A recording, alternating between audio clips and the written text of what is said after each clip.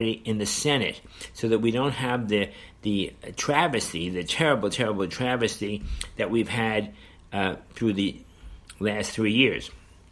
Which brings me, we talked about Laura Ingraham, which brings me to the Laura Ingraham interview with AG Bill Barr. And he basically said, I don't have the quote in front of me, that the actions of deep state actors was so horrendous, and the attempt to hurt the presidency and to stall the presidency and to stop the presidency, and the actions to undo an election, these are my words now, were so egregious, it will be seen in history as one of the most horrific things happening in American history by the future. But, Laurie didn't follow this, but Bill Barr said, we have to investigate these people, whether the CIA, the FBI, the National Security Council, Vidman, all these people, Comey, Brenner, Clapper, these are my words, Clapper. We have to build a case. And it's very difficult to build a case of conspiracy. It's very hard to build a case of obstruction of justice.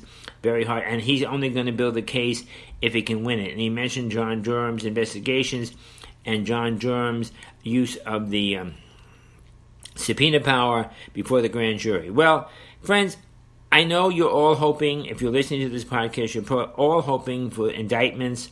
I will tell you I've given up. I don't think there's going to be indictments of anybody significant.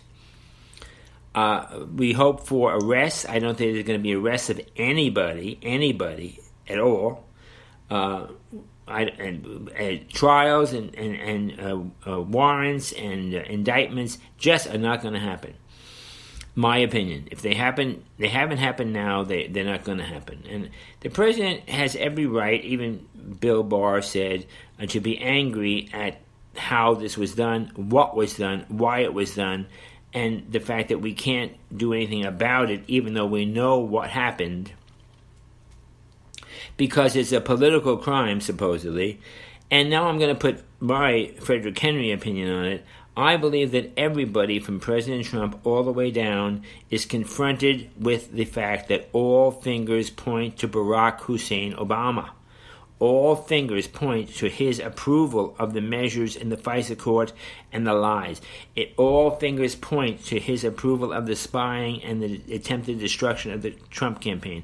All fingers point to his knowledge of the Russian hoax, the Flynn affair, and all that. It's terrible thing, and people have suffered. And personally, General Flynn, Michael Cohen, Paul Manafort, terrible things. That we had Andrew Weissman and Mueller. They didn't stop throwing people in jail. They didn't stop indicting people. They didn't stop arresting people. Don't forget Roger Stone, Paul Manafort, Cohen used 20, 30 FBI agents in SWAT gear with automatic weapons. In the case of Stone, a 70-some-odd-year-old man and his wife sleeping in their home at night. We had 25 SWAT team FBI agents in full battle gear, SWAT gear, and with automatic weapons. We had helicopters overhead. We had speedboats in the water below his home and around in the bay around his home, waking these people up, 73-year-old man or 75-year-old man and his wife, in the middle of the night, handcuffing them, leading them out of their home, rousing them out of their beds. My goodness sakes, when all he had to do was issue a subpoena and they would go to court. And so, first of all, this terrible Weissman and Mueller doing that to Stone, doing that to Manafort, doing that to Cohen, that kind of thing. Terrible thing. Forcing Flynn to say what he didn't want to say and using threats against him to get him to protect his own family. The lies to the FISA court, the changing of documents, the use of inspectors general, 8 or 9 of them, colluding together to deceive the FISA court, and then the FISA court judge, a Democrat appointee, resigning to be replaced by another Obama appointee, and the Obama appointee now appointing a second Obama appointee to be the investigator of the FISA court problems. Please, this is beyond comprehension in terms of exoneration. But I will suggest to you that nothing's going to happen. Oh, we'll have revelations. We'll have trial by Twitter. We'll have our side saying bad, bad, bad. Their side saying good, good, good. But nobody goes to jail. Nobody gets arrested. Nobody pays for the crime because all fingers point to Obama. And they just don't know what to do about that. And so they'll do nothing. They'll do nothing. I hope at least it might lead to further emptying of the swamp. It might at least point to further flushing out of the Obama holdovers who are, not all Obama holdovers are involved in the attempted coup d'etat against President Trump, but those who were and are have to be routed out and fired and identified and forbidden ever to be employed by the federal government again. And also the security clearances. I was shocked the other day to read somebody telling us that Comey, Clapper, Brennan, all of these people, Strzok, McCabe, still have top secret security clearances. Now, I don't know if that's true. I probably shouldn't even be podcasting it. But if it is true, we must demand that they lose their security clearances. I was in the United States Army, folks, for 30 years. I had a secret security clearance. During the wartime, the Iraq War, I was given a top secret security clearance for like 3 to 4 hours at a time. When it was at the end of the meeting, the security clearance was removed immediately.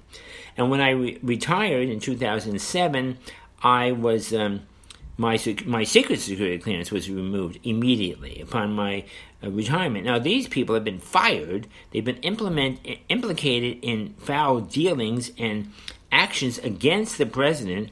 They've been implicated in all kinds of nefarious collusions and conspiracies and cooperations with each other in order to undo and to blunt the force of a legal election. And supposedly, according to what I've heard, they still have security clearances, top secret security clearances. And this applies to presidents as well.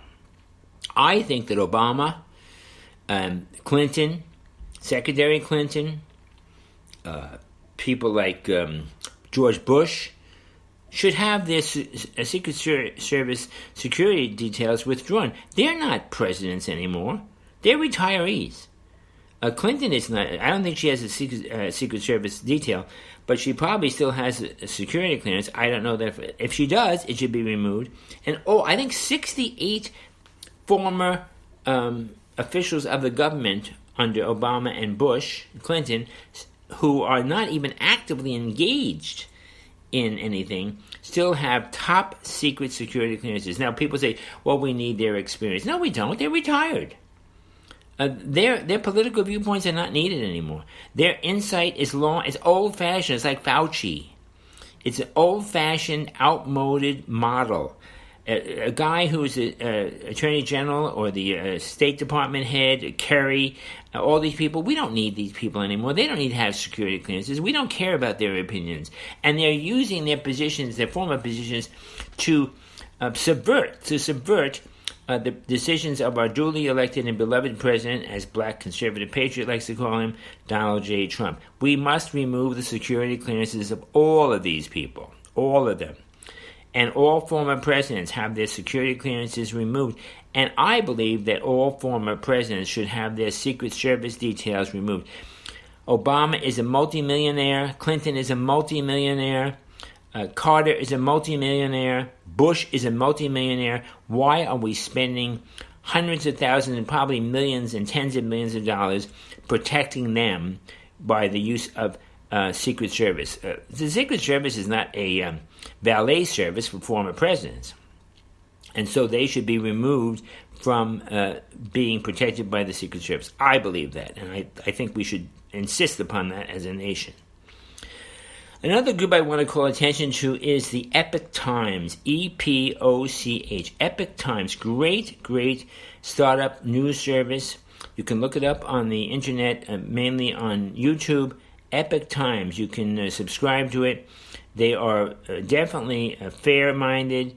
It's news as it should be reported, and a lot of the news that we don't get in the other newspapers, the Chicago Tribune or the San Francisco LA papers or the Louisiana papers or any of the Democrat-controlled papers and news outlets, CBS, NBC, MSNBC, CNN, is covered in great detail and with great journalistic ability by Epoch Times.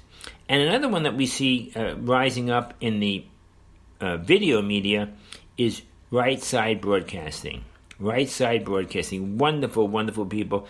They used to cover all of the Trump rallies, and now they cover all of the things at the White House, and they are proceeding to give us more and more coverage of things that we will never see on the video media, any regular video media. And even on Fox, we won't see it. But Right Side Broadcasting will show us things we need to know and talk about those things and give us great insight into what is going on in front of the cameras and behind the cameras. Of course, we know about Sean Hannity. Sean Hannity is wonderful. He is a person who is calling out negatively Governor Cuomo, Bill de Blasio, this Ralph Norton. What a terrible person. He recently touted that he, as the governor of Virginia, which is all of D.C. now, it's all Northern Virginia, which outnumbers Southern Virginia and Western Virginia, is the dominator of Virginia politics. So they're all bureaucrats, all D.C. people, probably all Democrat bureaucrats. Norton is proud to say that he has repealed the state's ID law. He has made the election date a holiday. He has signed a bill allowing for the killing of a live baby that has been born out of a botched abortion. Has nothing wrong with it, but if the mother says, even after day 5 and 10, well, I don't want the baby, kill it, Norton says, well, we should kill the baby because it belongs to the mother and she has the right to kill the baby.